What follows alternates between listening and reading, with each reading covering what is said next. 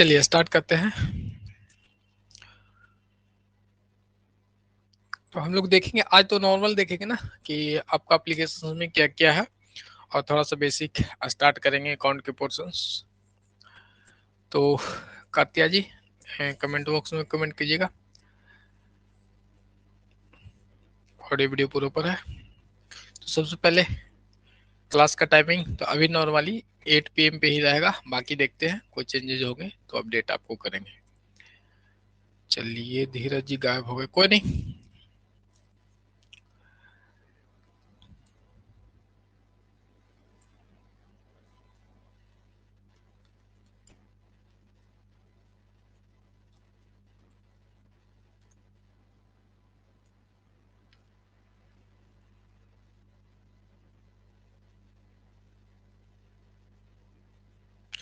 Good evening.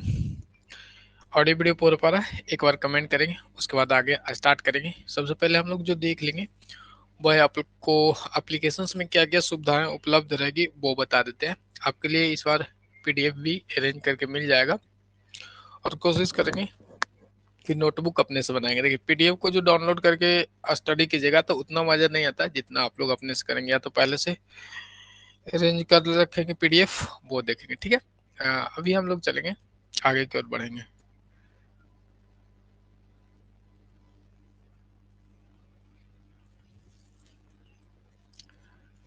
चलिए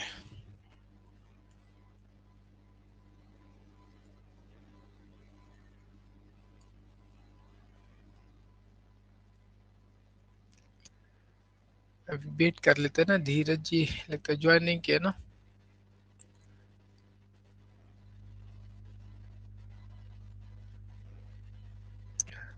हाँ join कर लिए हैं धीरज कुमार।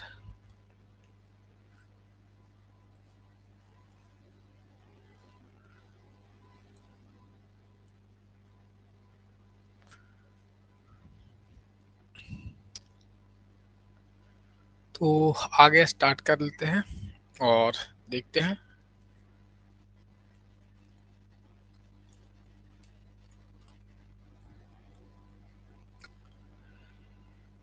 सिंपल एप्लीकेशन के बारे में थोड़ा सा बताते हैं ना, ज्यादा लंबा हो रहा है ना।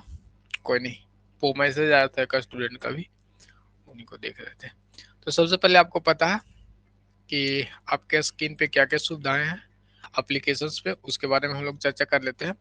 तो सिंपल देखेंगे, मोबाइल में खोलते होंगे तो थोड़ा सा डिफरेंट टाइप का खुलता होगा, but summary, people, recording, test, chat, notice box, homework और स्टडी मटेरियल। तो आपको सबसे पहले तो आपकी जो डिमांड रहेगी वो हमें पता है कि PDF की बात कर लेते हैं। तो PDF आपको स्टडी मटेरियल में मिलेगा। कहाँ पे PDF मिलेगी? स्टडी मटेरियल में आपको PDF मिल जाएगा। ठीक है, तो जैसे ही स्टडी मटेरियल अपने एप्लीकेशन पे करेंगे तो कुछ इस तरह से आपको मिल जाएगा। यहाँ से अकाउंटेंसी का जैसे जैसे आपकी सिलेबस आगे बढ़ेगी उस हिसाब से PDF अपडेट रहेगा। ठीक है, तो आज के लिए हम लोग इसको खोलेंगे तो देखेंगे अकाउंट की 3 PDF आपको अपडेट हो चुकी हैं। तो इस तरह से यहाँ से PDF डाउनलोड कर लेंगे, यहाँ पे क्लिक करेंगे और अरे ये तो हम टीचर है ना, तो वहाँ पे डाउनलोड का ऑप्शन आएगा। लैपटॉप से करिएगा तो भैया देखिए यहाँ पे डाउनलोड का ऑप्शन है, यहाँ पे हम लोग डाउनलोड करेंगे तो ये अपना डाउनलोड सेक्शंस में कंप्यूटर में डाउनलोड हो जाता है। तो उम्मीद करते हैं PDF वाला मैटर्स आप लोगों को क्लियर हो गया होगा। जिस नाम से इसको सेव करना उसके हिसाब से आप PDF सेव कर सकते हैं। चलिए क्लियर है, तो PDF वाला मैटर्स आपका क्लियर हो गया होगा। इसको हम बैक कर लेते हैं। तो आपको कहाँ से मिलेगा PDF? स्टडी मटेरियल आपके जो एप्लीकेशंस खोलते होंगे वहां पे दिखता होगा, स्टेट 2024 अकाउंट करके, इस पे क्लिक करेंगे तो कुछ इस तरह से आएगा। और टेस्ट की बात करते हैं तो टेस्ट तो ऐसे नॉर्मली आपको उपलब्ध नहीं है, बट हम कोशिश करेंगे कि एक दिन में 10-12 क्वेश्चन डेली अभी अपडेट करें, बाकी आपको MCQ अलग से लगेगा ही। तो टेस्ट सीरीज में आएंगे तो यहाँ पे देख लीजिएगा, टेस्ट सीरीज आज का 3 ही क्वेश्चन अपडेट हुआ है। आपको टाइमिंग के हिसाब से डाउनलोड PDF यहाँ से भी कर सकते हैं और आप सेट मार सकते हैं ऑनलाइन में। क्लियर है, अब आगे हम लोग देखते हैं। इसके बाद आपको बच गया क्या, जो देख लेते हैं एप्लीकेशन के फीचर आप लोग देख लीजिएगा पहले, उसके बाद जो क्लासरूम है आपका यहाँ, उसके बाद टेस्ट हो गया। और कोई भी मैसेज डालना है तो वो चैट बॉक्स में आके आप मैसेज डाल सकते हैं, या ठीक है किसी प्रकार की जैसे पर्सनली भी है आप लोग तो आपका कमेंट यहाँ से आ सकता है, ठीक है। और यहाँ पे डालेंगे स्टेट 2024 कमेंट में, तो यहाँ पे क्या आ जाएगा, ओवरऑल ग्रुप में जाएगा। पर्सनली स्टूडेंट के साथ कमेंट करेंगे, बट रिलेटेड जो पर्सनली बात करेंगे वो आप लोग किससे टॉपिक पे बात करेंगे, अपने स्टडी पे बात करेंगे, पर्सनली कोई बात नहीं करनी है, ठीक है। क्योंकि यहाँ पे मैसेज रीड होता है और साथ में दिखाई भी देता है, तो आप लोग सतर्क रहिएगा। ग्रुप में मैसेज कर लेंगे, सभी को इन्फॉर्मेशन हो जाएगी। तो अब तो कुछ नहीं बचा, एक स्टडी मटेरियल्स हो गया, किसी प्रकार के नोटिस रहेगा आपको तो अपडेट दे देंगे। क्लासेज का टाइमिंग चेंज होगा, ये एक्स्ट्रा क्लासेज होगा तो नोटिस बोर्ड में आपको अपडेट करेंगे, तो आपके स्क्रीन पे भी ऊपर में आता होगा मैसेज के रूप में, ठीक है। तो वो ऑप्शन हो गया, एक study material, notice board, chat box में चैट कर सकते हैं आप लोग, टेस्ट में टेस्ट दे सकते हैं, और सबसे इंपॉर्टेंट आपको यदि लाइव ज्वाइन नहीं कर पाते हैं तो आपका रिकॉर्डिंग क्लासेज ये उपलब्ध है। ये कल के लिए थोड़ा सा वीडियो था, और आज का जो अभी 10 सेकंड या 15 सेकंड का पीछे वाला वीडियो था वो भी रिकॉर्ड होके यहाँ पे आ गया। मतलब नॉर्मली जैसे जैसे हम आपको क्लासेज करते जाएंगे और जैसे ही क्लास समाप्त होगी आपकी, उसके 10 से 15 मिनट में आपको क्या हो जाएगा, वीडियो उपलब्ध हो जाएगी रिकॉर्डिंग में। तो ओवरऑल क्लियर हो गया है आपको।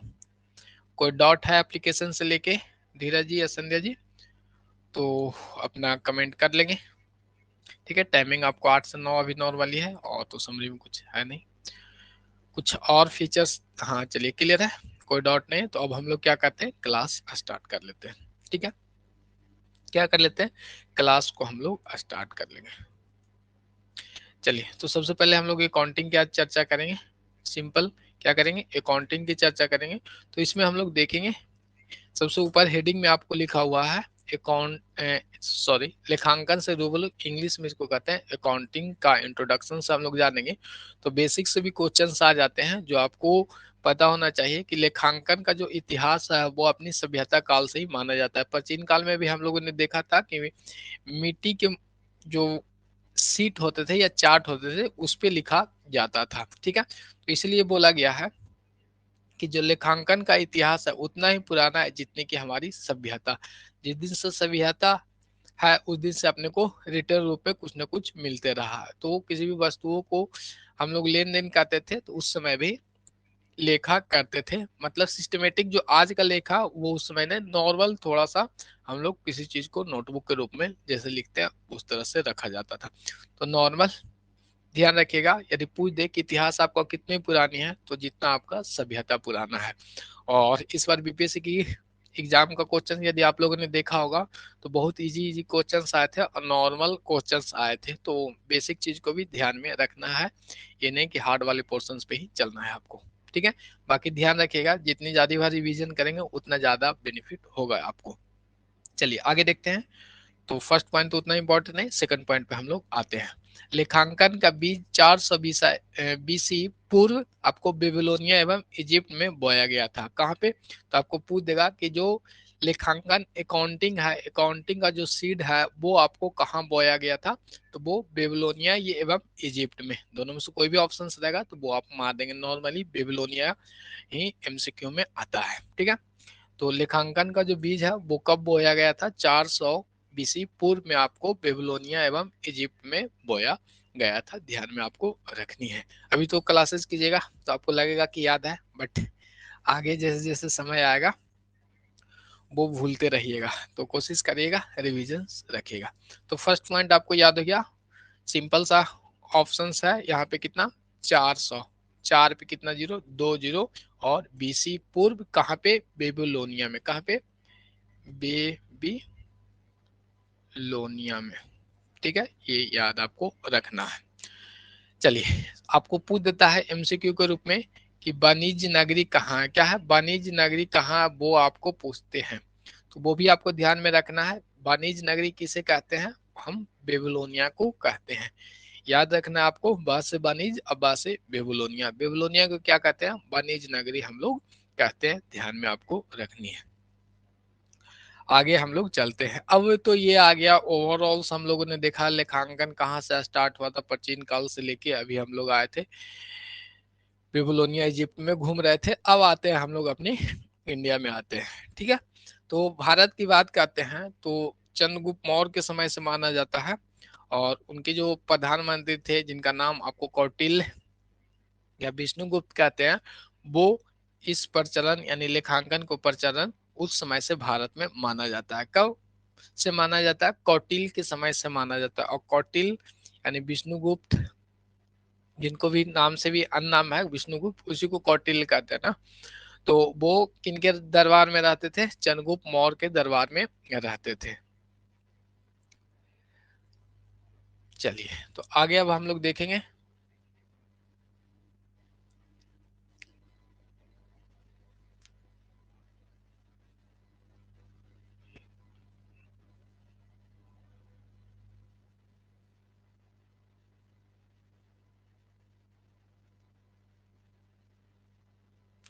चलिए, अब कैमरा फ्रीज हो गया था, कोई नहीं, कॉल आने पे फ्रीज हो जाता है। आगे हम लोग देख लेंगे। नॉर्मली तीन, अभी तक आपको 2 पॉइंट याद हो गया होगा। 420 ईसी पूर्व आपको लेखांकन का बीज बोया गया है, वो बेबीलोनिया एवं इजिप्ट में था। सेकंड पॉइंट आपको वाणिज्य नगरी किसे कहते हैं? बेबीलोनिया को कहते हैं। और अभी अपनी भारत की बात करते हैं, तो भारत में आपको पूछा जाएगा कि लेखांकन का प्रचलन कब से है? तो 2300 ईसा पूर्व। क्या है? 2300 ईसा पूर्व, 2300। क्या है? 2300, यानी 2300 BC पूर्व से भारत में मानी जाती है। ये आपको ध्यान में रखना है। और किसके समय काल से? वो कौटिल्य के समय काल से। कौटिल्य किनके दरबार में रहते थे? चंद्रगुप्त मौर्य के दरबार में प्रधानमंत्री थे। ये तो इतिहास का पॉइंट है, वो आपको याद ही होगा। अब हम लोग आगे आते हैं। समय के साथ ट्रांजेक्शन्स बढ़ते गए, व्यापार बढ़ते गए, और लेखांकन की पद्धतियां में चेंज आती गई। इतना चेंज होके आ गया है, अब हम लोग कहाँ पे हैं? डुअल अकाउंटिंग सिस्टम को अध्ययन करते हैं। बस स्टार्टिंग में क्या था, जैसे बचपन में आप लोग नोटबुक नोट करके लिखते थे, या नोटबुक में जो लिखते थे, नॉर्मली कोई सामान लाते थे तो पीछे लिख लेते थे ना। या अभी कितने स्टूडेंट हैं कि एक बुक में भी कुछ लिख लेते हैं। तो नॉर्मल वो आपको सिंगल एंट्री सिस्टम के अंतर्गत वो आता है, वो हम लोग आगे देखेंगे। अभी हम लोग आगे चलते हैं। तो फर्स्ट पेज में आपको आसानी से याद हो गया होगा, 2-3 पॉइंट है। 2300 BC पूर्व भारत में है, कौटिल्य के समय में। इजिप्ट में चलते हैं तो 400 BC पूर्व आपको बेबीलोनिया व इजिप्ट में बीज बोया गया था अकाउंटिंग का। और वाणिज्य नगरी आपको बेबीलोनिया को कहा जाता है। VVI यानी वेरी वेरी इंपॉर्टेंट है, और उम्मीद है कि ये आपको याद ही होगा। लेखांकन का पिता किसे कहते हैं? लुकास पेसियोली को कहते हैं। ठीक है, तो लुकास पेसियोली को हम लोग क्या कहते हैं? लेखांकन का पिता कहते हैं। ध्यान में आपको रखना है। अच्छा, लुकास पेसियोली का PDF हम नहीं लाए ना यहाँ पे, को PDF लाना था। चलिए, ये है आपके लुकास पेसियोली जी हैं। कोई नहीं, इनका PDF हम डाल देते हैं यहाँ से। PDF देखने पे ज्यादा आसान हो जाएगा आपको।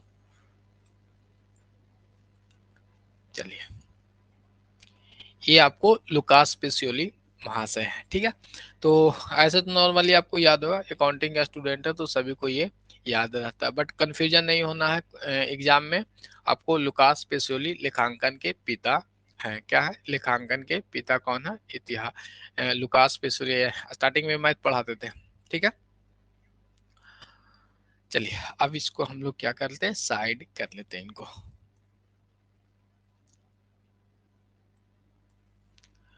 तो ऑब्जेक्टिव टाइप क्वेश्चंस रहेगा, बाकी डिटेल में हम लोग अध्ययन करेंगे। ठीक है, अभी जो स्टार्टिंग में है वो क्या है? पॉइंट बाय पॉइंट बेसिक है ना, इंट्रोडक्शंस वाली आपकी क्लासेज है। तो हम लोग पॉइंट बाय पॉइंट देख लेते हैं, और डायरेक्ट पॉइंट से ही क्वेश्चन आता है। जो इंट्रो आपके अकाउंट का है उससे डायरेक्ट क्वेश्चंस आते हैं, तो इधर उधर ध्यान नहीं देना। आगे हम लोग देखते हैं। नॉर्मली थोड़ा सा पॉइंट है कि लेखांकन का पिता किसे कहते हैं? तो लुकास पेसियोली महोदय है आपको। अब हम लोग आगे की ओर बढ़ेंगे कि एट प्रेजेंट टाइम की बात करते हैं। प्रेजेंट टाइम की बात करते हैं, आज के लेखांकन के सबसे प्रचलित शब्द की बात हम लोग कर लेते हैं। तो डेबिट एवं क्रेडिट का प्रयोग लुकास पेसियोली ने किया था। किसने किया था? लुकास पेसियोली ने डेबिट और क्रेडिट शब्द का प्रयोग किया। पूरा अकाउंटिंग इसी पे आपको टिका हुआ है। क्या आज का लेखांकन जो है वो इसी पे टिका हुआ है। एक सेकेंड।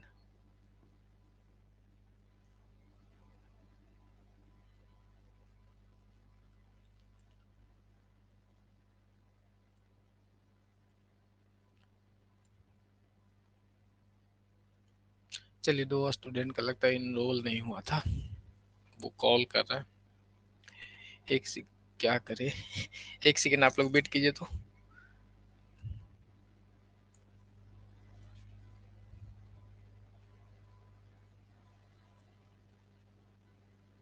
एक सेकेंड वेट कर लीजिए थोड़ा सा।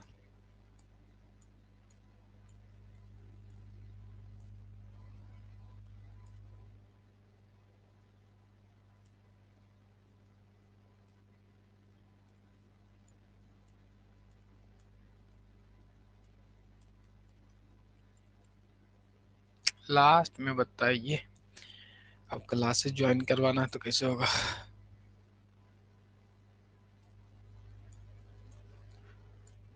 चलिए कोई नहीं, 1-2 दिन दिक्कत, एक ही दिन दिक्कत है ना, कल से नहीं रिस्पॉन्स करेंगे इस टाइम। चलिए कोई नहीं, अब आगे स्टार्ट कर लेते हैं हम लोग। कहाँ पे थे, ध्यान रखेंगे इसको हम लोग। सर क्लास का लैपटॉप में देख सकते हैं? हाँ लैपटॉप में देख सकते हैं ना, लैपटॉप में देख सकते हैं।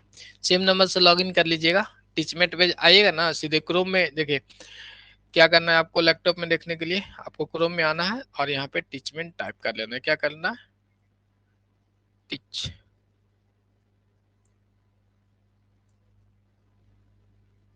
टीचमेंट लॉगिन, ठीक है।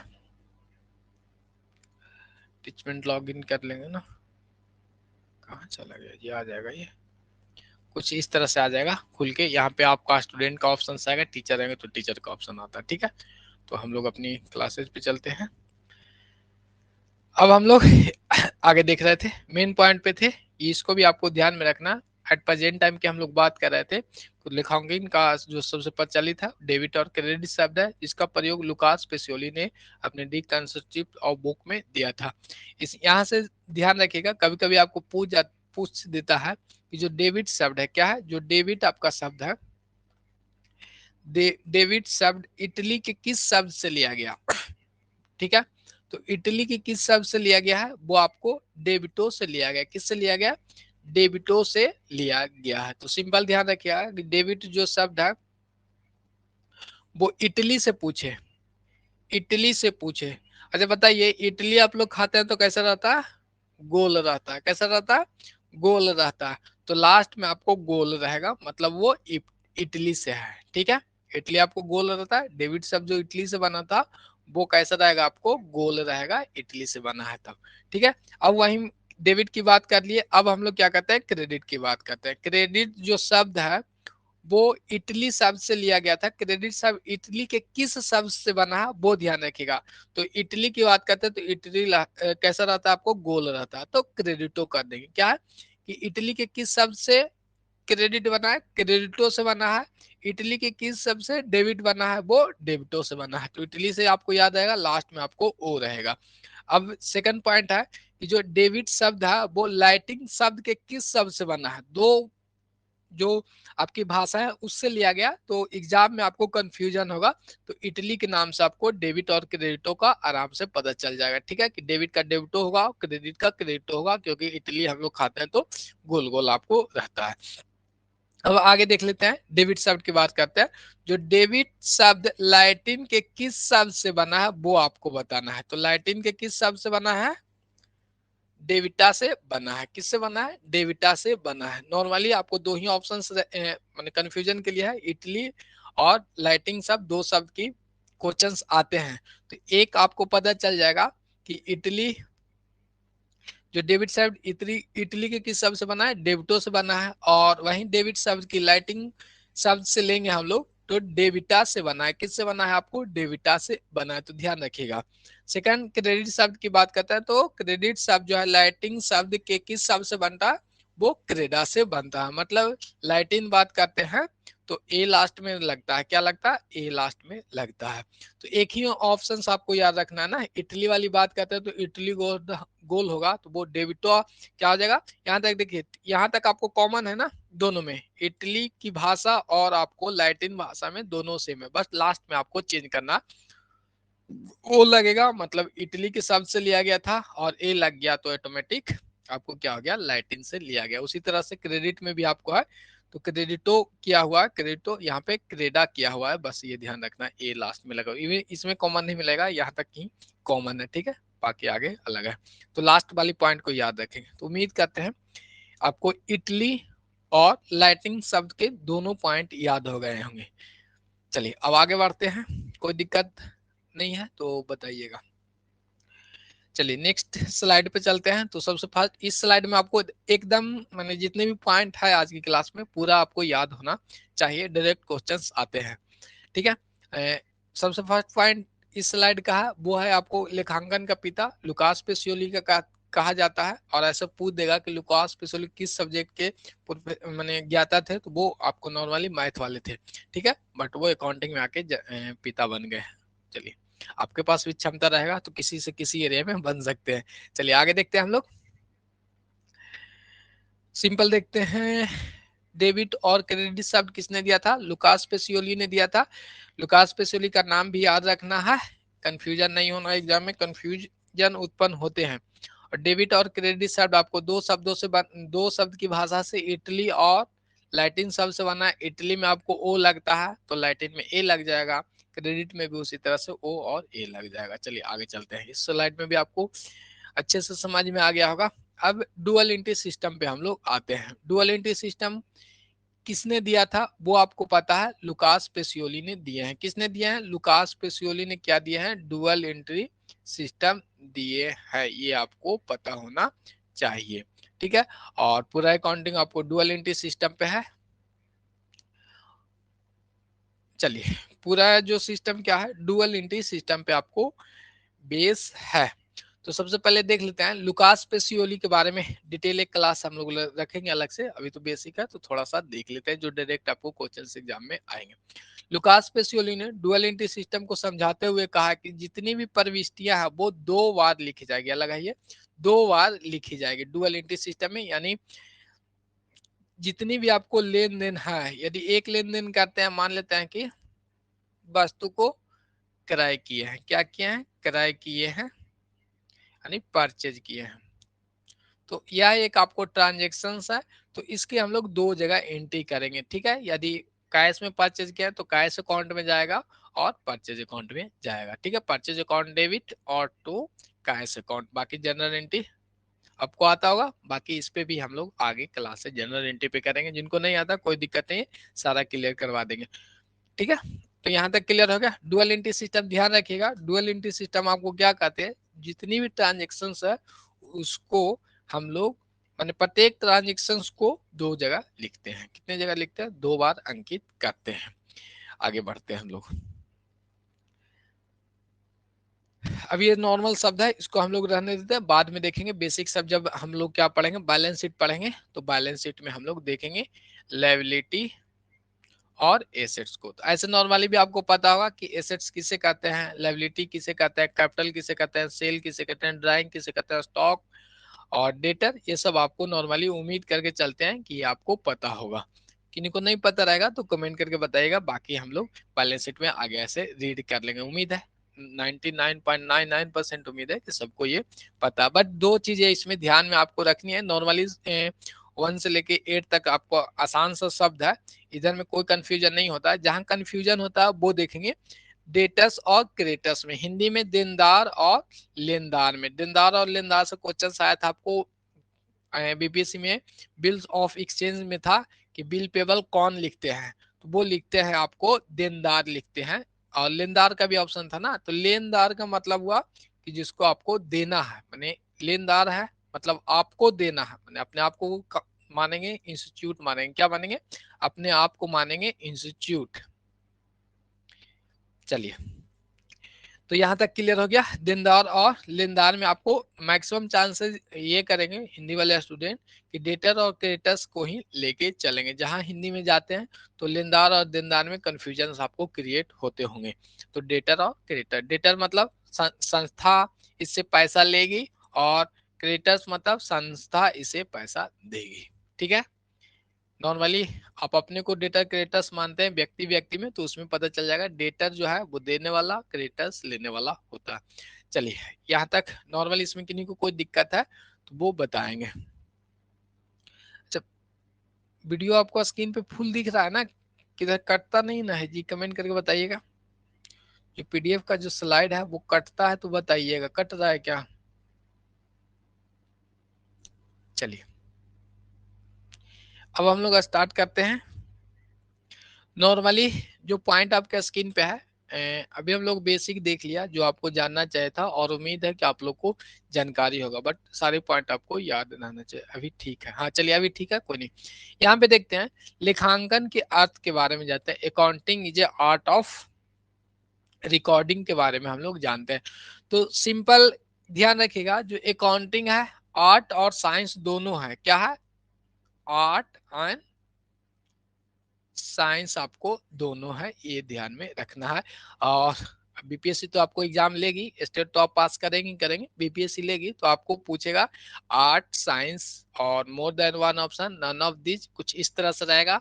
ठीक है, दोनों अलग अलग ऑप्शंस रहेंगे। ए ऑप्शंस में आपको ये देगा, बी ऑप्शंस में ये देगा, सी ऑप्शंस में आपको दे देगा फिजिक्स है। ठीक है, और डी ऑप्शंस में आपको देगा मोर देन वन ऑप्शन, मोर देन वन ऑप्शन, और ई ऑप्शंस में नन ऑफ दीज। ठीक है, तो ध्यान रखिएगा मोर देन वन ऑप्शन मानेंगे, ये नहीं कि फिजिक्स वाले नहीं है तो नहीं मानेंगे। एक से अधिक आपको आर्ट और साइंस दोनों है। आपको पता है कि जो अकाउंट है वो आपको क्या है, आर्ट एंड साइंस है। चलिए अब हम लोग आते हैं मेन, जो किसी संस्था के द्वारा या किसी जी अर्थशास्त्री है वो आपको डिफिनेशन देते हैं तो एज इट इज उसको हम लोग को ध्यान में रखना है। ऐसा पूछता नहीं है बट उनके नाम ध्यान में रख लेंगे। यहाँ पे जो पॉइंट आपको ध्यान में रखने वाली है वो ध्यान देंगे 1941 में। ठीक है, आपको क्वेश्चन पूछ सकता है कि AICPA मतलब फुल फॉर्म इसका होता है American Institute of Certified public accountant. याद रखिएगा फुल फॉर्म भी आपको पूछ देते हैं। ठीक है, तो सिंपल 1941 में the American Institute of Certified public accountant has defined the definitions of क्या, अकाउंटिंग को किए हैं। बस इतना आपको याद में रख लेना है। 1941 में डिफिनेशन दिया था AICPA ने, यानी American Institute of Certified Public Accountants हैं। ठीक है, आगे देखते हैं। According accounting as the art of recording, ध्यान रखिएगा कहां से स्टार्ट हो रहा है, रिकॉर्डिंग। कभी कभी आपको पूछ देता है कि अकाउंटिंग का प्रोसेस कहां से स्टार्ट होती है, तो रिकॉर्डिंग से होती है। ठीक है, आइडेंटिफिकेशन रहेगा तो वो पहले आएगा, रिकॉर्डिंग से पहले। लेन देन को हम लोग क्या कहते हैं, चिन्हते हैं, वो भी पहले आता है। बट नॉर्मली यहाँ से आपको डिफिनेशन स्टार्ट होती है। इससे मैंने रिकॉर्डिंग से पहले आइडेंटिफिकेशन भी आता है, वो हम आगे आपको चर्चा करेंगे। ठीक है, जो डिफिनेशन है उसमें देख लेंगे। तो आपको क्वेश्चन ये भी पूछता है कि अकाउंटिंग का प्रोसेस कहाँ से स्टार्ट होता है। ए ऑप्शन दे देगा रिकॉर्डिंग, बी में आपको क्लासिफिकेशन, सी में आपको समराइजिंग, इंटरप्रिटेशन, इस तरह से दे दिया जाएगा। तो डिफिनेशंस आपको याद रहेंगे तो इससे काम चल जाएगा।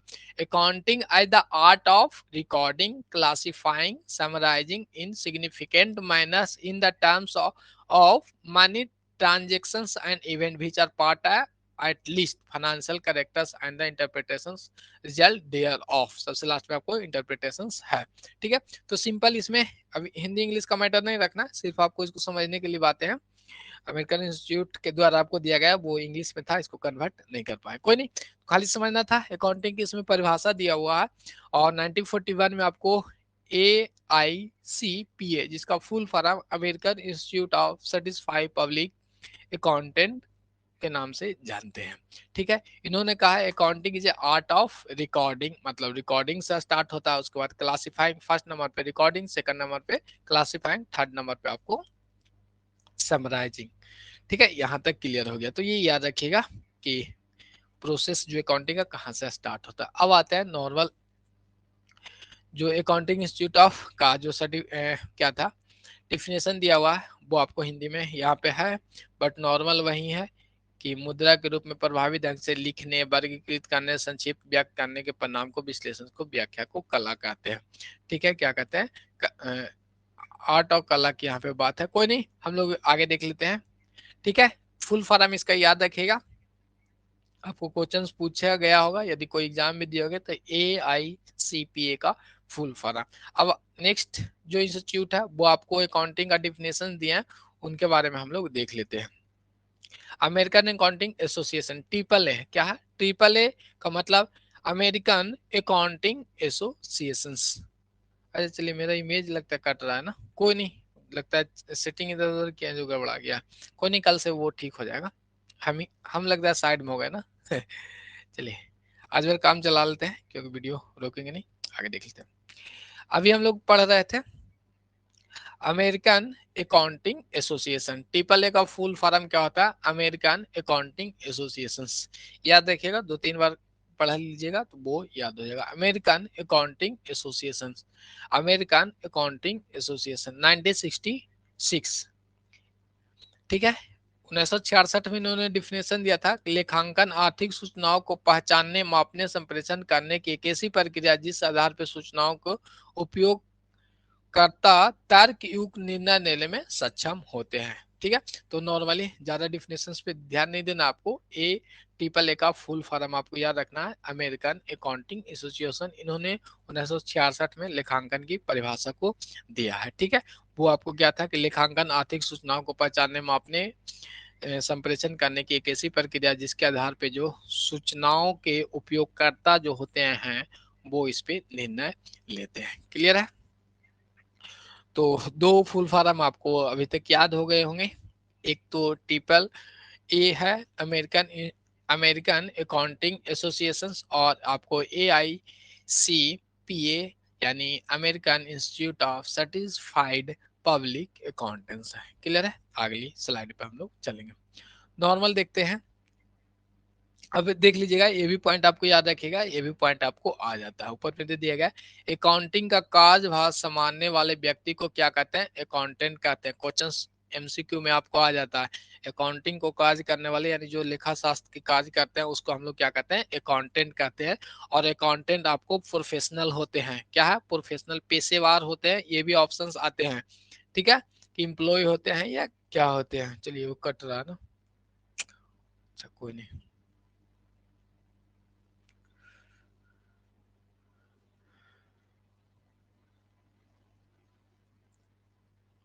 चलिए काम चल जाएगा इतना से अभी, ठीक है। जितने भी लोग क्लासेस के टाइम में मैसेज नहीं करेंगे या कॉल नहीं करेंगे वो नहीं आपको सुविधा दे पाएंगे ना इस समय क्लासेस के टाइम में। तो आगे हम लोग देखते हैं, अकाउंटिंग का कार्यभार संभालने वाले व्यक्ति को क्या कहते हैं, अकाउंटेंट कहते हैं। और आपको पूछ देगा कि लेखाकार जो होते हैं वो आपको पेशेवर होते हैं। तो दोनों पॉइंट ध्यान रखिएगा, अकाउंटिंग को कार्यभार संभालने वाले को अकाउंटेंट कहते हैं और ये एक पेशेवर होते हैं, हिंदी में यानी प्रोफेशनल इंग्लिश में कहते हैं।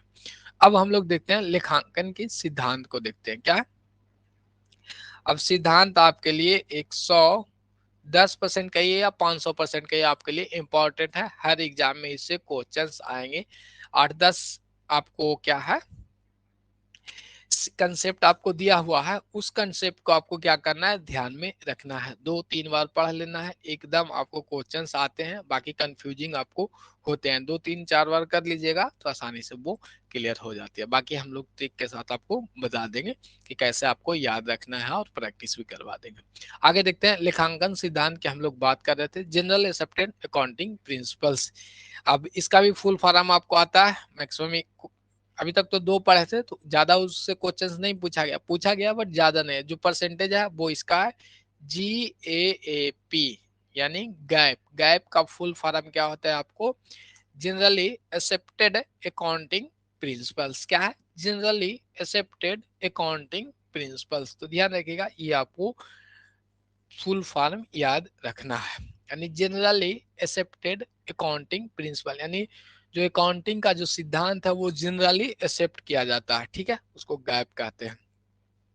लेखांकन अभिलेख में एक रूपता और समरूपता लाने के लिए कुछ सिद्धांत एवं नियम का विकास हुआ। नॉर्मली स्टार्टिंग में क्या था कि छोटे छोटे व्यापारी थे तो काम चल रहा था, बड़े पैमाने पे आए तो क्या करना था, सबको एक सूत्र में बांधना था। तो उसके लिए नॉर्मली जनरली जो एक्सेप्टेड अकाउंटिंग प्रिंसिपल्स लाया गया, यानी सबको कम से कम इसको फॉलो करना है, क्या है, गैप को सभी व्यवसायी को फॉलो करना है, ठीक है।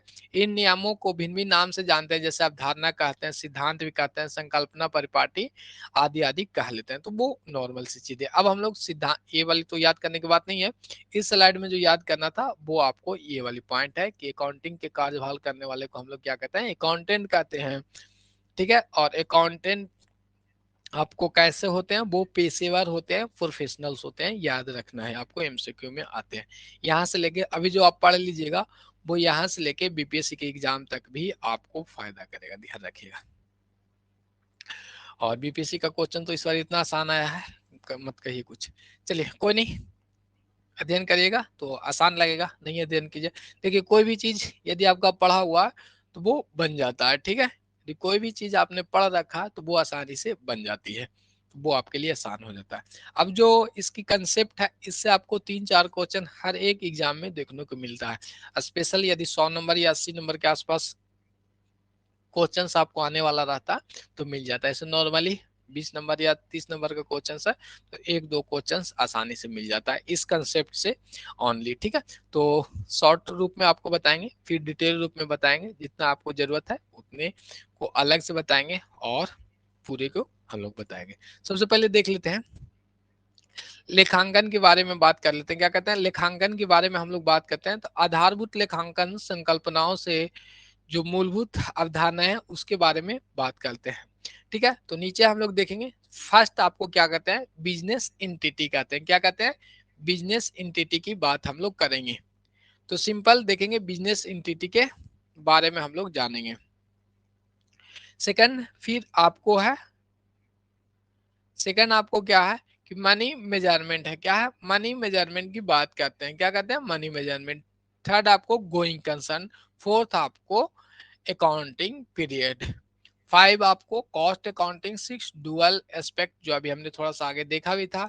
7 रिवेन्यू रिकॉग्नाइजेशन। 8 आपको मैचिंग। 9 आपको फुल डिस्क्लोजर। और 10th आपको डिस्क्लोजिंग और कंजर्वेटिज्म, वेरी वेरी इंपॉर्टेंट, ठीक है। सबसे ज्यादा जो है वो आपको 11 नंबर पॉइंट है। देखिए सब इंपॉर्टेंट है, सबसे क्वेश्चन आता है, ठीक है।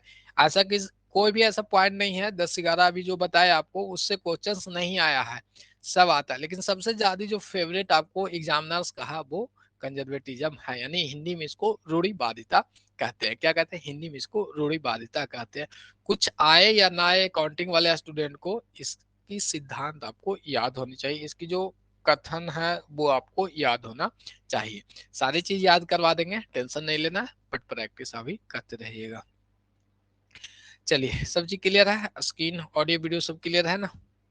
आगे अब हम लोग आते हैं ऑब्जेक्टिविटी। चलिए तो इससे और इससे तो कम क्वेश्चन पूछा गया, बट इससे से कम पूछा गया। अब हम लोग आगे की ओर आते हैं और फर्स्ट पॉइंट पे आएंगे। क्या है, बिजनेस एंटिटी, व्यापारिक इकाई की बात करते हैं। किसकी बात करते हैं हम लोग, व्यापारिक इकाई की बात करते हैं। क्या कहते हैं, व्यापारिक इकाई की बात करते हैं।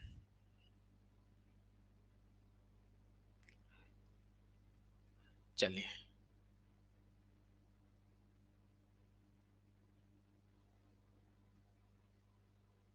ये हो गया, आपको व्यापारिक इकाई की बात करते हैं। तो सबसे पहले हम लोग यहाँ पे देख लेंगे,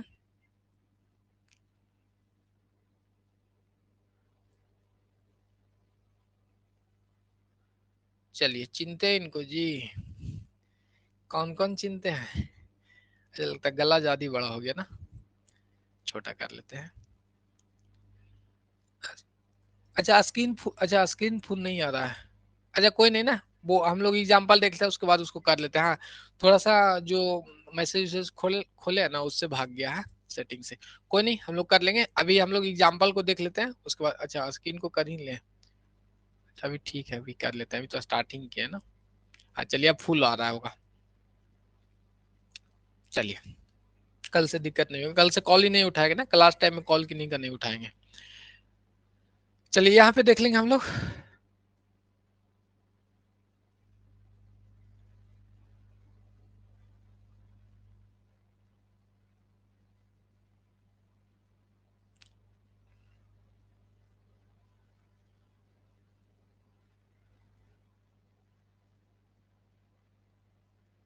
चलिए अब यहाँ पे देखेंगे,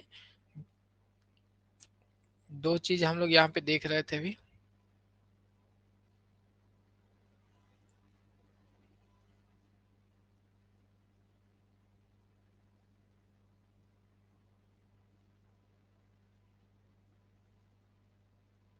चलिए मैडम माया क्या है, इस कंपनी की क्या है, शेयर्स होल्डर है, क्या है, यानी ऑनर ही लिख लेते हैं सिंपल। अभी ये है आपका ऑनर्स है, ये है आपको ए डी लिमिटेड कंपनी, क्या है, ए डी लिमिटेड कंपनी आपको है।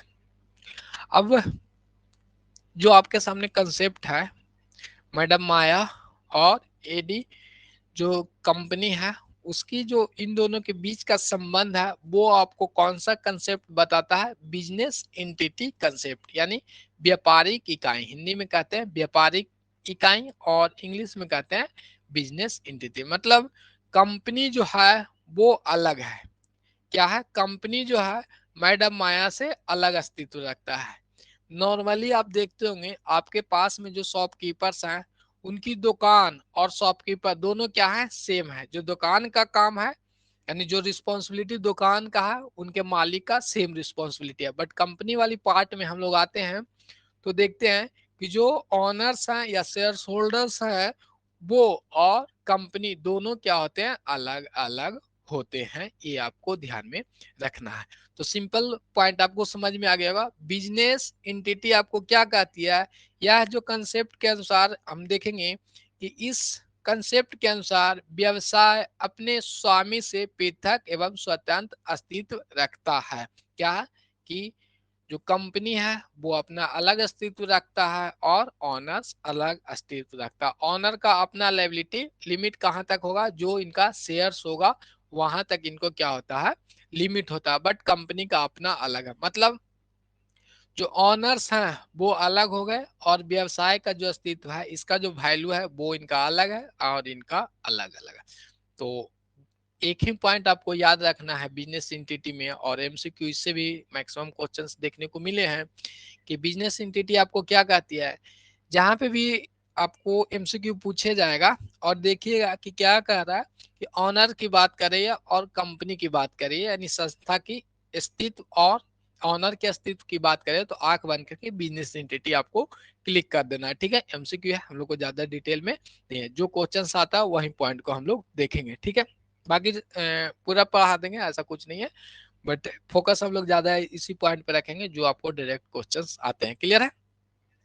अब हम लोग यहाँ पे देखिएगा, पहला पॉइंट आपके सामने था कि जो बिजनेस एंटिटी है वो क्या कंसेप्ट आपको क्या कहता है, तो सिंपल कहता है कि आपको जो व्यवसाय है और व्यवसाय के जो स्वामी हैं दोनों पृथक अस्तित्व रखते हैं। क्या है, कंपनी अलग हो गया, कंपनी का मालिक अलग हो गया, बस खत्म। इस कंसेप्ट में कुछ नहीं, यही दो पॉइंट था कि इनके साथ जो संबंध है वो क्या है, अलग अलग हो। मतलब दोनों डिवोर्स हो रखा है, क्या है, डिवोर्स हो रखा है, तलाक, दोनों के साथ अलग अलग संबंध है। आपका रिस्पॉन्सिबिलिटी अलग, कंपनी का अलग होता है। ठीक है, और आपको पता है कि कंपनी के पास अपना कॉमन सील होता है, अपना अस्तित्व होता है, ये सब आपको पता है। यहाँ तक क्लियर हो गया। तो हम समझते हैं कि बिजनेस एंटिटी का जो एमसीक्यू किसी भी तरह से घुमा के पूछेगा, यहाँ से लेकर नेट वाले ऑप्शन में भी, तो यही कंसेप्ट आपको काम देगा। स्टेट तो आएगा ही आएगा, बीपीएससी भी आएगा और अन्य भी एग्जाम में आएगा, तो आपको यहाँ तक आएगा। तो सिंपल देखिएगा कि बिजनेस एंटिटी में दो पॉइंट याद रखना है, बिजनेस और बिजनेस का मालिक का जो अस्तित्व है वो अलग अलग आता है। अब आगे देखते हैं मनी मेजरमेंट। मनी मेजरमेंट की बात हम लोग करते हैं तो सिंपल इसमें हम लोग क्या देखते हैं, मनी मेजरमेंट के अंतर्गत हम लोग जितनी भी ट्रांजेक्शन्स है उसको क्या करते हैं, मुद्रा में मापते हैं, उसी को रिकॉर्ड करते हैं। बस खत्म हो गया, कंसेप्ट कुछ नहीं है, बट एग्जाम में आएगा तो कंफ्यूजन उत्पन्न करते हैं। तो ध्यान रखिएगा, कोई भी लेन देन करते हैं तो उसको हम लोग क्या करते हैं, जिसे मुद्रा में मापेंगे उसी को लिखेंगे। तो यहाँ देखिएगा, मनी मेजरमेंट इस कंसेप्ट के अनुसार व्यवसाय में केवल क्या है, केवल उन्हीं लेन देन एवं घटनाओं को मुद्रा के रूप में प्रदर्शित किया जाता है, उसे लेखा करते हैं। ठीक है, उसी को हम लोग रिकॉर्ड करते हैं। क्या करते हैं, रिकॉर्ड आप लोग इसी को करते हैं। बस कहानी खत्म हो गया। ये भी आपको नाम से भी ऐसे पता चला ना, मनी मेजरमेंट। अब मनी मेजरमेंट, मनी को तो मेजरमेंट नहीं करेंगे, तो किसको करेंगे हम लोग, व्यवसाय में जो लेन देन है, ठीक है, लेन देन या जो घटनाएं होती है उसको हम लोग क्या करते हैं, मनी में मेजरमेंट करते हैं। यही आपको कंसेप्ट है, एमसीक्यू में आएगा, डायरेक्ट क्वेश्चंस आपको बनते हैं। ठीक है, इतना पॉइंट याद रखना है। मनी मेजरमेंट में जितनी भी लेन देन है उसको हम लोग क्या कहते हैं, मनी में मापते हैं, उसको मनी मेजरमेंट कहते हैं। अब आगे की ओर आते हैं, क्या है, आगे की ओर बढ़ते हैं। नेक्स्ट कंसेप्ट पे आएंगे, गोइंग कंसर्न कंसेप्ट। ये भी आपके लिए VVI है। गोइंग कंसर्न कंसेप्ट यानी चलते हुए, ठीक है, कह सकते हैं ना चलते हुए। गोइंग कंसर्न, जो भी आपका कंसर्न है वो गोइंग होना चाहिए। क्या है, अच्छा कुछ नहीं, वो सेट कर लेते हैं। चलिए, गोइंग कंसर्न कंसेप्ट की बात हम लोग करते हैं। नॉर्मली क्या कहते हैं, जो भी कंसेप्ट है वो आपको आगे की ओर बढ़ते हुए है, चालू संस्था की संकल्पना है, ऐसे हिंदी में कहते हैं। गोइंग कंसर्न को क्या है, चालू संस्था की संकल्पना कहते हैं। चलिए, इमेज भी नहीं आ रहा होगा ना, कोई नहीं, काम कर लीजिएगा आज। तो इस पॉइंट में कहता है आपको कि जो हम लोग व्यवसाय हमारा है, गोइंग कंसर्न का जो आपका अवधारणा है या जो यह सिद्धांत आपको कहता है, यह कहता है कि आपका जो व्यवसाय है वो लंबे समय तक चलेगा। लंबे समय तक चलेगा, अवधि पूछ देता है MCQ में, तो परिमित अवधि क्या है, ये क्वेश्चन आपको आया हुआ है, ठीक है। अवधि, going concern, normally going concern मतलब आगे की ओर बढ़ते रहना, मतलब हमेशा की ओर चलते रहना है। तो MCQ में आ जाता है कि कौन सी अवधि तक आपको व्यवसाय चलते रहते हैं, उसको कौन सी अवधि कहते हैं, वो किससे संबंधित होता है, तो अपरिमित अवधि। गोइंग कंसर्न जो है वो क्या है, अपरिमित अवधि, मतलब कब तक चलेगा इसका कोई पता नहीं है, बट ये मान के चलते हैं कि आगे तक ये चलता रहेगा, ठीक है। अब आगे देखेंगे, यह एक महत्वपूर्ण अवधारणा है, क्योंकि ध्यान रखिएगा इस पॉइंट को, संपत्ति संपत्ति को बैलेंस शीट में अपने किस पे, किराए मूल पे दिखाने का आधार प्रदान करता है। गोइंग कंसर्न आपको ये कहता है, ध्यान रखिएगा, परचेज की बात नहीं कर रहे हैं यहाँ पे हम लोग, किसकी बात कर रहे हैं, संपत्ति की बात कर रहे हैं। किसकी बात कर रहे हैं, संपत्ति की बात कर रहे हैं। तो गोइंग कंसर्न तो एक ये कहा कि आपका जो व्यवसाय है, क्या है, आपका जो व्यवसाय है वो कब तक चलेगा, लंबे अवधि तक चलेगी। कहां तक चलेगी, लंबी अवधि तक चलेगी। चलिए, अब ये जो व्यवसाय था वो लंबी अवधि तक चलेगी, ये आपको गोइंग कंसर्न बोला। इसके साथ साथ बोलते हैं ये कंसेप्ट कि आप जो बैलेंस शीट आप बनाते हैं लायबिलिटी और एसेट्स का, उसमें जो एसेट्स का दाम है वो हम लोग किस पे लिखते हैं, किराए मूल पे लिखते हैं। बट ध्यान रखिएगा, किराए मूल पे लिखते तो है ही, इसमें भी आपको क्या करना है, डिप्रिसिएशन आप क्या कर सकते हैं, घटा के लिखेंगे। नॉर्मली जो संपत्ति है वो किराए मूल पे लिखते हैं, और आगे आने वाले समय में हम लोग डिप्रिसिएशन लगाते हैं तो उसको डिप्रिसिएशन वैल्यू पे लिखते हैं। तो ध्यान रखिएगा, क्वेश्चन MCQ में ये भी आता है कि संपत्तियों को हम लोग बैलेंस शीट में किराए मूल पे लिखते हैं, तो कौन सी कंसेप्ट फॉलो करती है, तो वो आपको गोइंग कंसर्न। नाम से तो आपको पता नहीं चल रहा ना इसमें कि गोइंग कंसर्न है। गोइंग कंसर्न में लंबी अवधि तक चलने वाली समय है, अपरिमित अवधि है, यानी आगे चलते रहने वाली है। बट एक दो पॉइंट इसमें है, एक तो आपको लंबी अवधि तक चलेगी, सेकंड आपको है संपत्ति को जो हम लोग लिखते हैं किस पे लिखते हैं, किराए मूल पे लिखते हैं, ध्यान रखना है। आगे अब बढ़े, चलिए, किन्हीं को कोई कंफ्यूजन रहेगा तो कमेंट करके पूछिएगा। नेक्स्ट पॉइंट पे अब हम लोग आते हैं, अगली जो आपकी अवधारणाएं हैं वो ध्यान में रखेंगे। अब अगली अवधारणाएं पे हम लोग चर्चा करेंगे।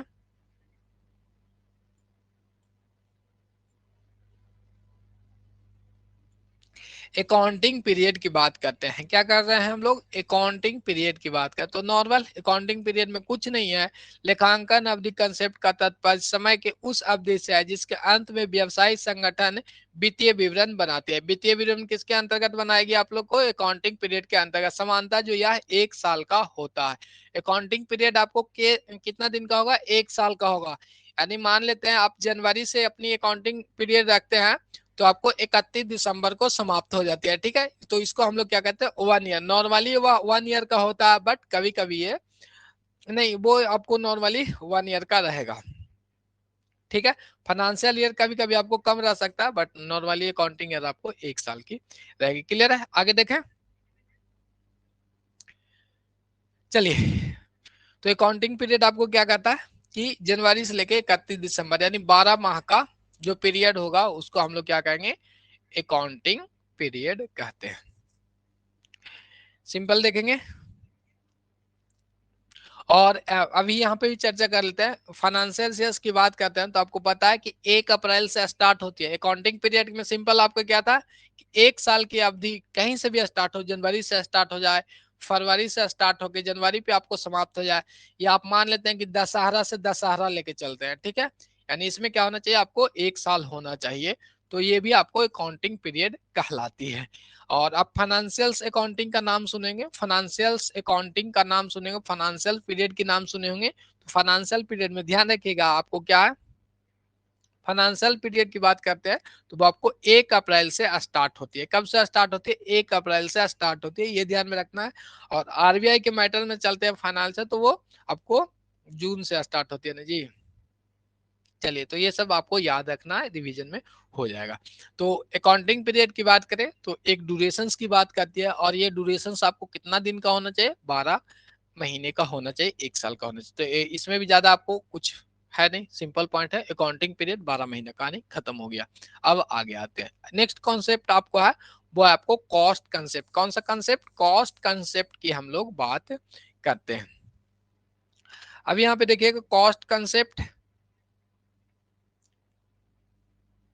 इसको याद रखना है। जो पॉइंट आपको हाईलाइट करते हैं नीचे, यदि पीडीएफ निकाल के रखे होंगे तो नीचे लिख लीजिएगा, या नोटबुक पे रखेंगे तो कॉस्ट कंसेप्ट के जो हाईलाइटेड करते हैं वो सिर्फ लिख लीजिएगा, उससे भी काम चल जाएगा, ठीक है।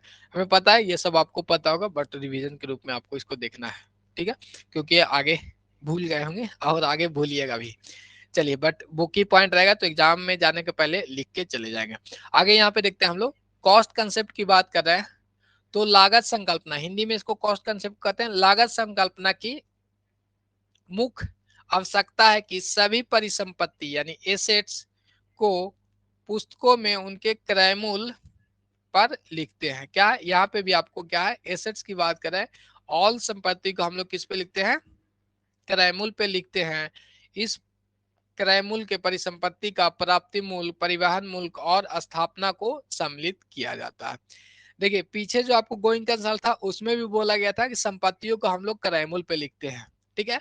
और कॉस्ट कंसेप्ट में भी बोला गया है कि जो परिसंपत्ति है उसको भी लिखते हैं। दोनों ऑप्शन रहेगा तो उसमें से आएंगे, बट इसमें आपको ज्यादा और भी डिटेल में बताया गया है, ठीक है। क्योंकि जो कॉस्ट कंसेप्ट है इसमें एसेट्स को हम लोग किस पे लिखते हैं, क्रय मूल्य पे लिखते हैं। और क्रय मूल्य में क्या क्या इंक्लूड होगा, मान लेते हैं कि आप एक मशीनरी खरीद के लेके आए हैं, क्या लेके आए हैं, एक मशीनरी खरीद के लेके आए हैं, नट बोल्ट वाला एक क्या लाए हैं, मशीनरी लेके आए हैं, कुछ मशीनरी आपका ये है। अब इसको लेके आए हैं अपनी कंपनी में, कहाँ लेके आ गए आप, कंपनी में अपनी लेके आ गए हैं। अब इस कंपनी में लेके आए हैं तो सिंपल क्या करना पड़ेगा, इसको इंस्टॉल करना होगा ना जी। तो यहाँ से हमने परचेज कहीं से किया था तो इसके ऊपर जो कॉस्ट लग गया, प्लस यहाँ से जो लाने में भाड़ा लगा, क्या लगा, भाड़ा लगा अपनी कंपनी में लाने में, तो ये भी कॉस्ट में इंक्लूड होगा। तो ध्यान रखिएगा कॉस्ट में क्या क्या आता है, जो आपने प्राइस पे किया है, प्राइस आपने जो पे किया प्लस जो भाड़ा लगा, और अब जो मशीन लाए हैं, कोई चीज लेके आए हैं और वो अपनी कंपनी में इस्टेब्लिश करते हैं, यानी इंस्टॉलेशन चार्ज, वो भी आपको कॉस्ट में आ जाएगा। क्या है, इंस्टॉलेशन चार्ज भी आ जाएगा। तो सिंपल कॉस्ट कंसेप्ट आपको क्या कहता है कि एसेट्स है, एसेट्स को हम लोग किस पे लिखते हैं, कॉस्ट पे लिखते हैं। सिंपल किस पे लिखते हैं, कॉस्ट पे लिखते हैं। अब कॉस्ट में क्या क्या आएगा वो भी बताया गया है कि परिसंपत्ति को जो प्राप्ति मूल्य है वो तो है ही, परिवहन व्यय, लाने में जो खर्चा हो गया, स्थापना करने में खर्चा हो गया, उसको सम्मिलित करते हैं। इसको एकदम 100% याद रखिएगा, ठीक है। तो नॉर्मली आपको पूछेगा कि संपत्तियों को हम लोग क्रय मूल्य पे लिखते हैं, तो कौन सा कंसेप्ट है, कॉस्ट कंसेप्ट है। और इसमें साथ साथ कॉस्ट में कौन कौन सी चीजें इंक्लूड होती है वो आपको क्या है, इंस्टॉलेशन चार्ज, फ्रेट इनवर्ड या परिवहन व्यय जो भी कहते हैं वो आपको इंक्लूड होता है। क्लियर है, किन्हीं को कोई डाउट है तो वो बताइएगा। कॉन्सेप्ट आपको याद होना चाहिए, हर एक एग्जाम में आपको स्टेट हो या कोई भी एग्जाम हो, बीपीएससी में तो आएगा ही। इस बार तो देखे होंगे आंसर की, तो कॉन्सेप्ट से लगभग 8-10 क्वेश्चन के आसपास होगा। चलिए, और सभी को कंसेप्ट याद होना चाहिए, कंफ्यूजन हो जाते हैं नहीं ध्यान आने पे। आगे देख लेते हैं, डुअल एस्पेक्ट की बात करते हैं। कौन सा नेक्स्ट कॉन्सेप्ट आपको, डुअल डुअल एस्पेक्ट है, द्विपक्षीय पक्ष इसको कहते हैं लेखांकन का मूलभूत व आधारभूत सिद्धांत है। क्या है ये? आपको क्या है, बेसिक है, बेसिक कंसेप्ट है। सबसे बेसिक आपको डुअल एस्पेक्ट वाला जो सिद्धांत है वो आपका मूलभूत व आधारभूत सिद्धांत है, ध्यान रखिएगा आप लोग। यह व्यवसाय के लेन देन को लेखांकन पुस्तकों में अभिलेख करने का आधार प्रदान करता है। क्या कहता है? जो भी बुक में हम लोग एंट्री करते हैं उसको ये क्या करता है, आधार प्रदान करता है। इस कंसेप्ट के अनुसार व्यवसाय के प्रत्येक लेन देन का प्रभाव किन्हीं दो स्थान पे पड़ता है। ध्यान रखिएगा, प्रत्येक लेन देन की बात।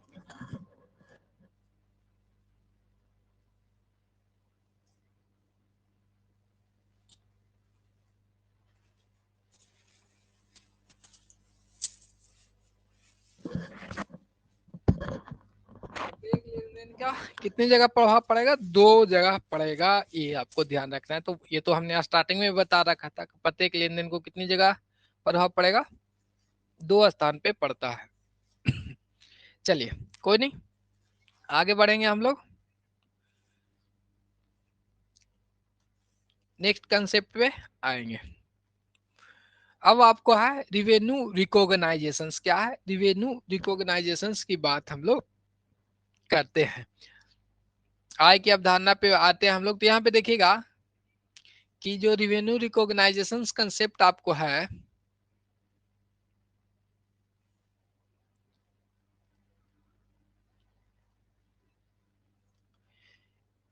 इस कंसेप्ट के अनुसार किसी भी आगम को लेखा पुस्तकों में तब तक अभिलेख नहीं करना चाहिए जब तक कि वास्तविक रूप से प्राप्त न हो जाए। रिवेन्यू रिकॉग्नाइजेशन आय की बात कर रहे हैं कि आपके पास जो आय है वो जब तक आपको वास्तविक रूप से प्राप्त नहीं हो जाए उसको रिकॉर्डिंग नहीं करते। बस सिंपल सा पॉइंट है रिवेन्यू रिकॉग्नाइजेशन।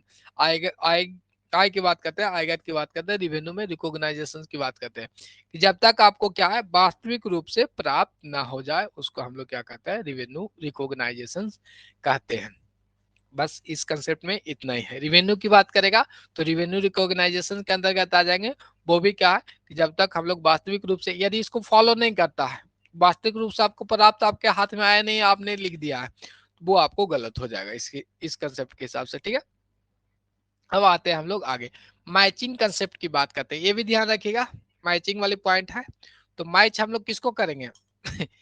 इंडिया पाकिस्तान से मैच नहीं करना है, हम लोग मैचिंग करेंगे अपने व्यवसाय के लेन देन के क्या है, आय और व्यय को करेंगे। अब आय और व्यय को करेंगे तो वो भी एक सीमित समय अवधि तक की जो भी लेन देन होंगे उसको हम लोग क्या करेंगे, मैचिंग करेंगे। तो वही पॉइंट यहाँ पे आपको है कि मैचिंग कंसेप्ट की बात कर रहे थे। तो इस कंसेप्ट के अनुसार अवधि विशेष में अर्जित आगम, यानी जो रिवेन्यू की बात किए थे, यानी जो आपके आय की बात किए थे, आगम का मिलान उसी अवधि के, ध्यान रखिएगा सेम अवधि का 2023 का आय है तो 2023 का व्यय होना चाहिए। ठीक है, तो मैचिंग कंसेप्ट आपको यही कहता है कि आगम का मिलान उसी अवधि के व्यय से किया जाना चाहिए। क्या है? उसी अवधि के आपको जो एक्सपेंस है उसी से करना चाहिए। या समय अंतराल में व्यवसाय ने लाभ अर्जित किया या हानि, इससे आपको पता चल जाएगा कि इस समय अंतराल में व्यवसाय लाभ अर्जित कर रखी है या आपको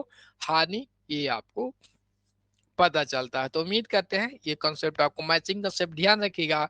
आय और व्यय की बात करेगा, देखिए एग्जाम में तो क्वेश्चन आएगा एमसीक्यू, तो डिटेल में रहेगा नहीं। आय और व्यय की बात करेगा, एक सेपरेट अवधि की बात करेगी और पूछ देगा आपको कि कौन सी कंसेप्ट के थ्रू ये आता है, तो आपको मैचिंग कंसेप्ट है। मैचिंग में क्या किसको किसको मैच करना था, आय और व्यय को हम लोग मैच कर रहे थे एक लिमिट अवधि में।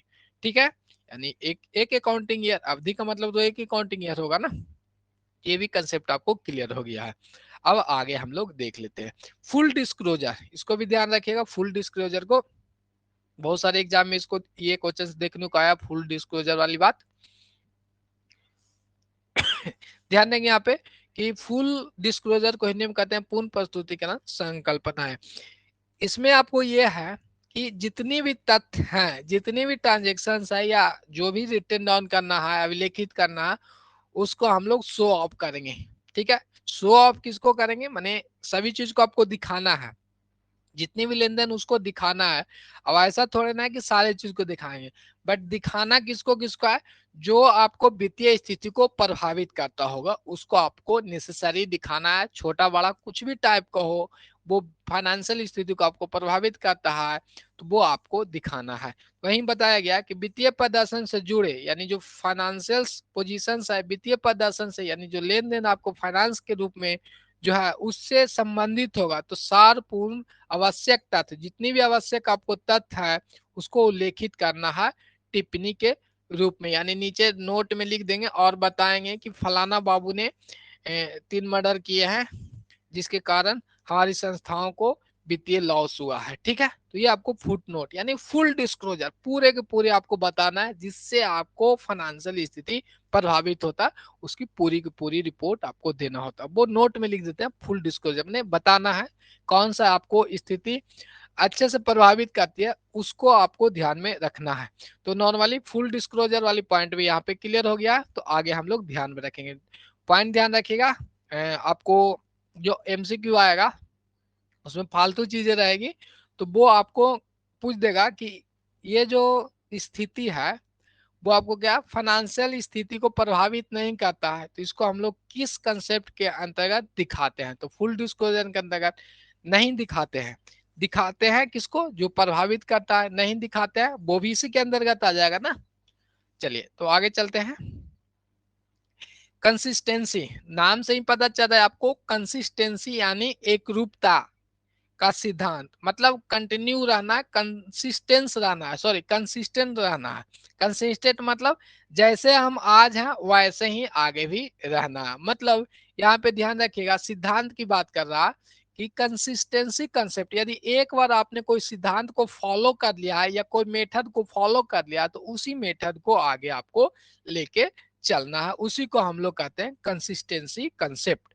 नाम से पता चल गया कंसिस्टेंट रहना है, मतलब डिप्रिसिएशन का मेथड हमने लगा रखा है WDV मेथड यानी रिटर्न ऑन वैल्यू मेथड, तो आगे नेक्स्ट ईयर में भी हम लोग को इसे को ही फॉलो करना है 10 साल 5 साल तक। यदि कोई विशेष परिस्थिति आएगा तो विशेष क्या कहते हैं सभाओं के द्वारा रिजोल्यूशन के कारण हम लोग उसको चेंज कर सकते हैं। मतलब नॉर्मली जो है जो कंसेप्ट आपका है उसी के थ्रू आपको चलना है। ठीक है, स्टॉक का वैल्यूएशन मार्केट वैल्यू पे कर रहा है तो उसी पे कंटिन्यूअस आगे की ओर अवधियों के लिए चलना है, तो कंसिस्टेंसी आपको यही कहता है। यह सिद्धांत बताता है कि एक बार जब आप लेखांकन के सिद्धांत या विधि को अपना लेते हैं, कोई भी आप सिद्धांत अपनाए हैं, तो भविष्य के लेखा अवधि में लगातार इसका पालन करना है। बस कंसिस्टेंसी कंसेप्ट यही कहता है। ठीक है, नाम से इसमें आपको पता चला होगा। सबसे इंपॉर्टेंट आपके लिए ये रहा, इसको हम लोग देखते हैं।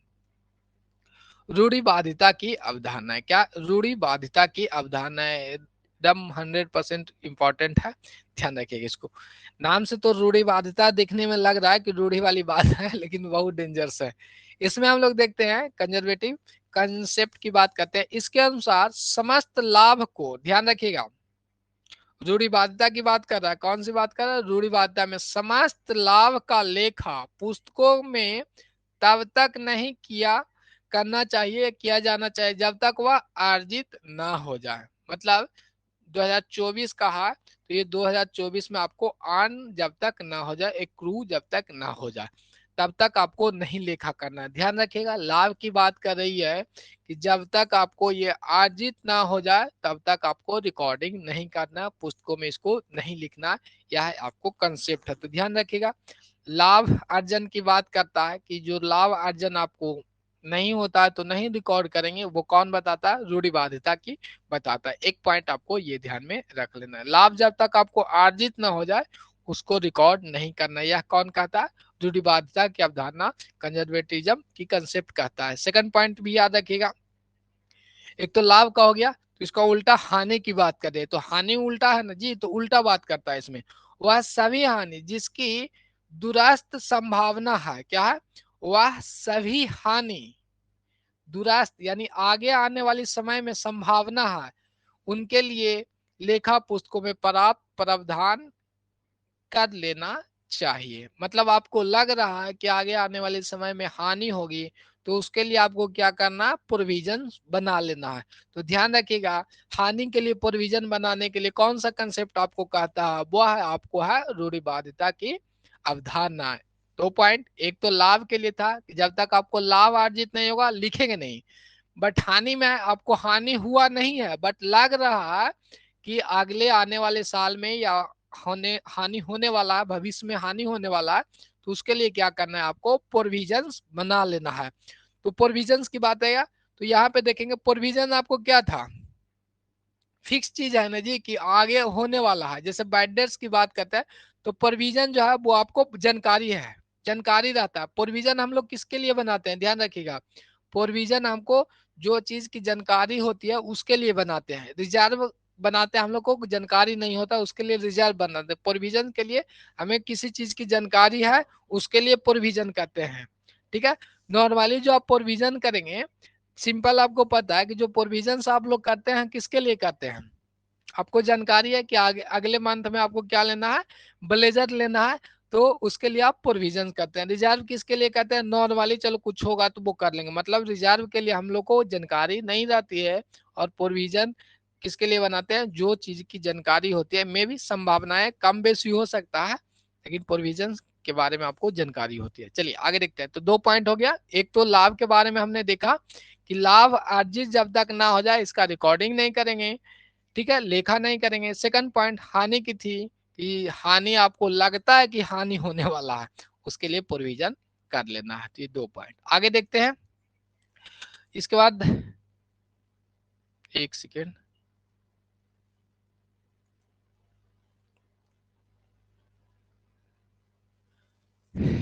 लास्ट में देखिएगा पॉइंट जो है आपको अंतिम स्टॉक यानी क्लोजिंग स्टॉक, ध्यान रखिएगा जो वर्ड बोल रहे हैं उस पर आपको पूरा आपको ध्यान में रखना है, ठीक है।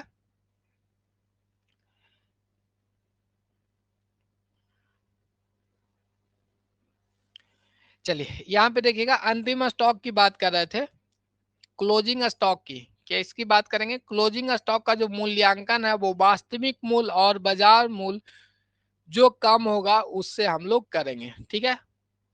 स्टॉक की बात एमसीक्यू में आपको आएगा कि स्टॉक का मूल्यांकन हम लोग प्राइस मूल्य या मार्केट मूल्य यानी रियल मूल्य और मार्केट मूल्य जो भी आपको कम होगा उस पे हम लोग रिकॉर्ड करते हैं।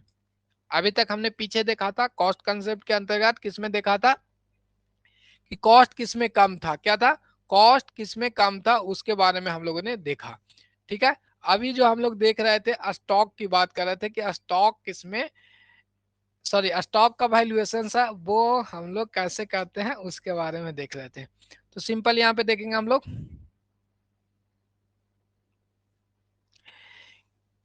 रूढ़िवादिता की कंसेप्ट आपको बताता है कि जो क्लोजिंग स्टॉक का वैल्यू है वो आपको रियल प्राइस और मार्केट प्राइस जो दोनों में से कम होगा उस पे हम लोग बैलेंस शीट में उसकी एंट्री करते हैं, रिकॉर्डिंग करते हैं, ठीक है। आगे देखते हैं नेक्स्ट पॉइंट, आपको संदिग्ध ऋण के लिए आरंभ में प्रावधान करना है। ये तो नॉर्मली लाभ की तरह क्या ही है कि आपको बाय डेट्स कोई भी ऋण है आपको वो बाय डेट्स होने वाली है, तो उसको क्या करते हैं हम लोग एंट्री कर लेते हैं, क्या कहते हैं उसके लिए प्रावधान कर लेते हैं, प्रोविजंस करते हैं। आपको संदिग्ध है कि जो डेटस संध्या डेटस है आपका और वो क्या करना है पेमेंट नहीं कर पा, आपको लग रहा है कि वो पेमेंट नहीं कर पाएगी, तो क्या होगा उनका प्रोविजंस आप लोग कर लेते हैं।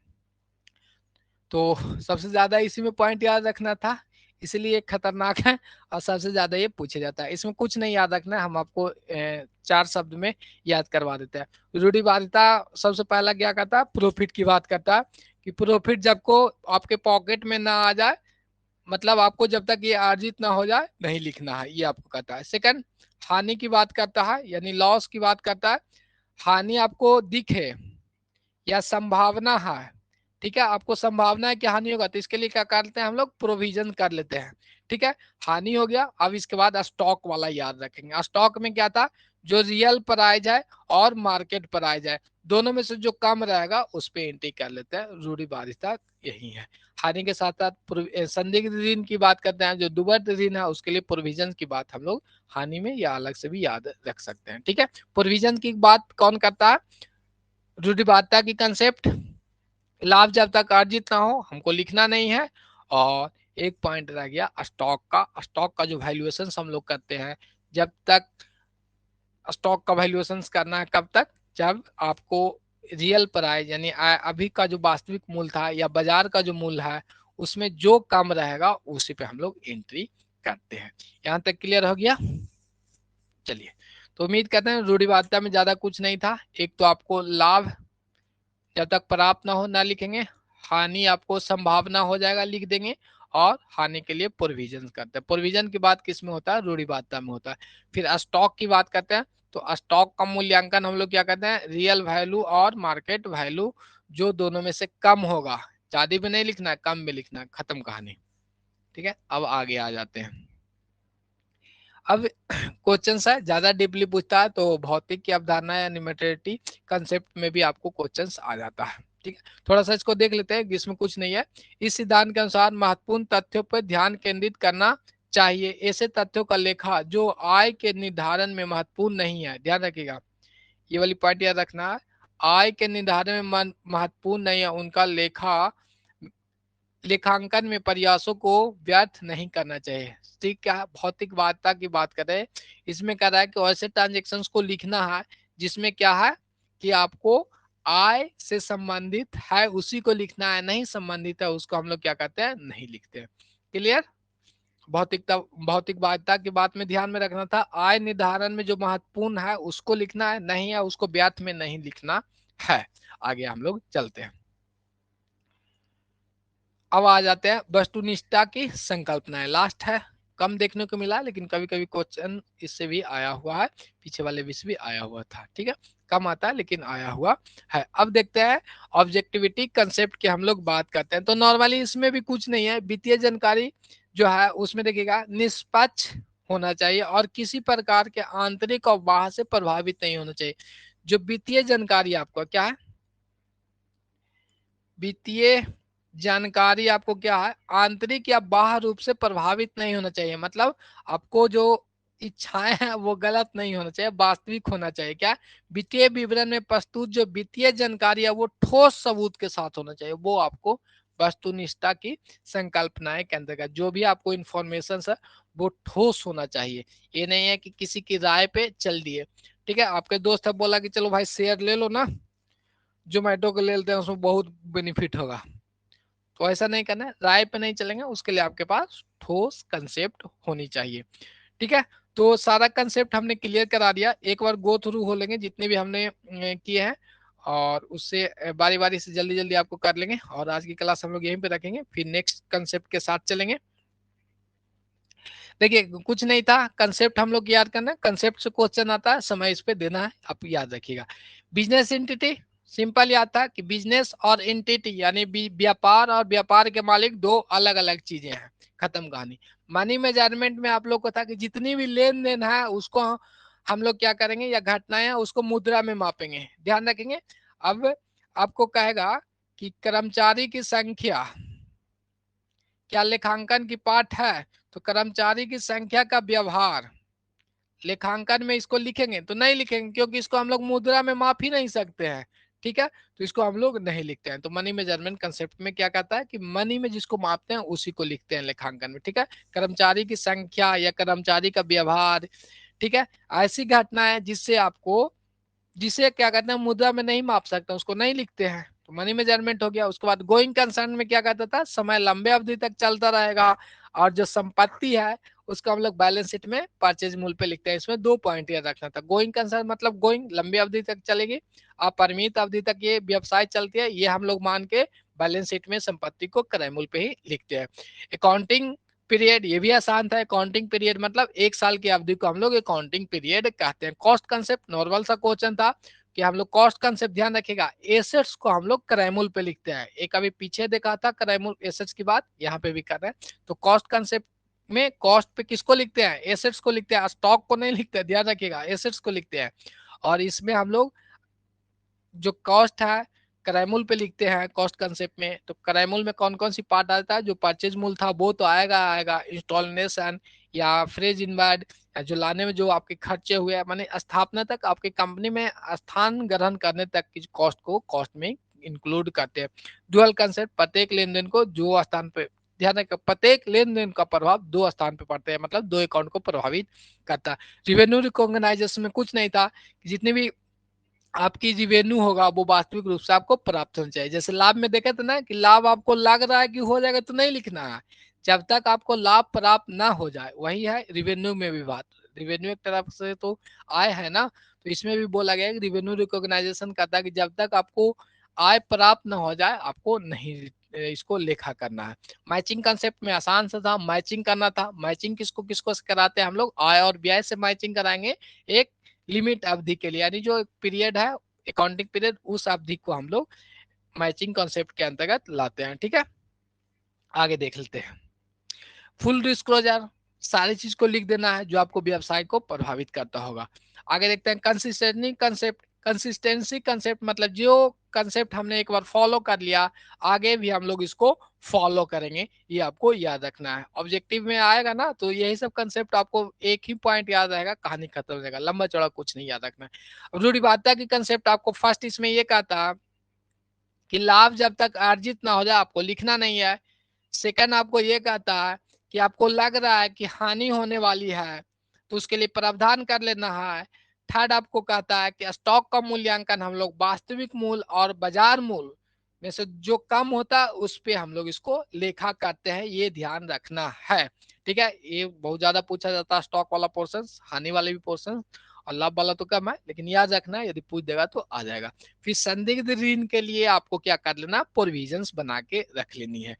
अब भौतिकवादी में कुछ नहीं था, जो आपको आय को निर्धारण में महत्वपूर्ण नहीं है उसको हम लोग रिटर्न डाउन नहीं करते, ज्यादा इंपॉर्टेंट नहीं है, बस ध्यान में रखें। वस्तुनिष्ठता में आपको वित्तीय जो जानकारी आप इसमें देते हैं वो आपको ठोस होनी चाहिए, आगे आने वाले समय में किसी राय पे नहीं बट ठोस सबूत होनी चाहिए।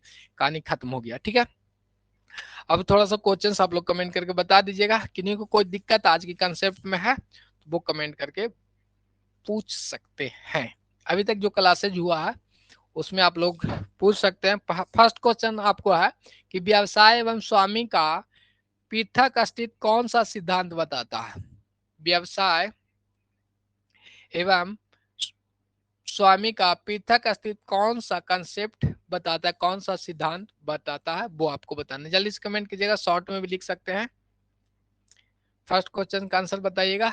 6 स्टूडेंट हैं तो कोई नहीं, यहाँ पे कमेंट नहीं है। बिजनेस एंटिटी क्या है, बिजनेस एंटिटी अभी बताए थे ना स्टार्टिंग में, व्यापार व्यवसाय और स्वामी की बात करेगा तो बिजनेस एंटिटी। कमेंट करके बताइएगा ना, क्वेश्चन पूछेंगे तब। आगे सेकंड क्वेश्चन आपके सामने है, नीचे चैट बॉक्स में मैसेज नियत होगा, उस पर क्लिक करेंगे तो चैट बॉक्स आपको ओपन हो जाएगा। ठीक है, अभी लाइन स्कैप में कर लीजिएगा, पोर्ट्रेट कर लीजिएगा, जब कमेंट करना रहे एमसीक्यू चलेगा तो पोर्ट्रेट कर लीजिएगा। नेक्स्ट पॉइंट है आपको कि किस सिद्धांत के तहत माना जाता है कि व्यवसाय लंबे समय अवधि तक चलेगा। तो कमेंट आ गया गोइंग कंसर्न, क्या है तो जीसी लिख सकते हैं, इससे समझ जाएंगे गोइंग कंसर्न है। क्लियर है, चलिए अब आगे बताइएगा किस अवधारणा के तहत संपत्ति को क्रयमूल्य के अंतर्गत लिखा जाता है, क्रयमूल्य पर लेखा किया जाता है। तो क्रयमूल्य पे हम लोग कौन से कंसेप्ट के अंतर्गत जो संपत्ति था उसको क्रयमूल्य पे लिखते थे, कॉस्ट कंसेप्ट के अंतर्गत। हाँ CS cost concept, cost concept के अंतर्गत। चलिए तो नहीं बताए हैं लेकिन बता दीजिएगा, मानते हैं कि आप लोग को आता होगा। Assets is equal to capital plus liability, क्या हो जाएगा, लायबिलिटी हो जाएगा। ध्यान रखिएगा ये जो आपको अकाउंटिंग इक्वेशन का क्वेश्चन था अभी तो कराया नहीं है, यहाँ पे देखिएगा बैलेंस शीट हम लोग बनाते हैं तो बैलेंस शीट में क्या लिखते हैं, लायबिलिटी और एसेट्स। तो ध्यान रखिएगा liability is equal to assets भी होता है, ये भी ध्यान रखना है आपको कि liability is equal to assets भी होता है। अब लायबिलिटी को हम लोग दो भाग में से में लिखते हैं, एक तो कैपिटल प्लस लायबिलिटी। ठीक है, तो यहाँ हो जाता है कैपिटल प्लस, अच्छे से लिख देना। अच्छा ये तो अच्छा दिख रहा है ना, अच्छा चलिए कोई नहीं, यहाँ पे देखिएगा बढ़िया से लिख देते हैं। यहाँ से क्या होगा, इक्वेशन है तो assets is equal to liability, liability is equal to क्या हो गया, एसेट्स हो गया। बट नॉर्मली एसेट्स को दो भाग में बांटा हुआ है, कैपिटल और लायबिलिटी में, यानी दोनों को जोड़ के क्या हो जाता है, लायबिलिटी होता है। कैपिटल भी एक तरह का बिजनेस के लिए लायबिलिटी है।